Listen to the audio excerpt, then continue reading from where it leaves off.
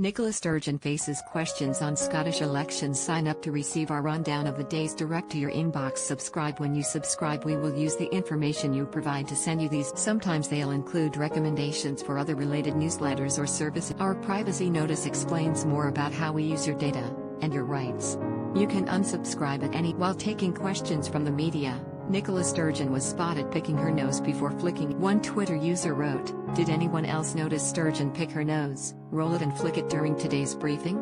Another questioned whether they had During the briefing, the First Minister said she wants, if at all possible, for the current coronavirus lockdown to be the last, as she confirmed Scotland is still working on an elimination strategy. But Ms. Sturgeon stressed that to ensure no further lockdowns are required, the lifting of restrictions must be sustained. She warned, if it is quick at the expense of sustainability, the danger is as we start to look at next winter again, we will be back. Her comments come ahead of the Scottish Government publishing a new roadmap out of lockdown. The First Minister, speaking at her regular coronavirus briefing on Thursday, said although cases are declining in Scotland, test positivity is declining, the roadmap will still be deliberately quite cautious, because none of us want to set this progress. She added, "I want, if at all possible, this lockdown to be the last one we need. That means we need to make our recovery out of lockdown not just as quick as possible, but perhaps more importantly as sustainable as possible, so we keep going in the right direction." But one health expert warned the First Minister that eliminating coronavirus in Scotland will be near impossible. Dr. Christine Tate-Burkard,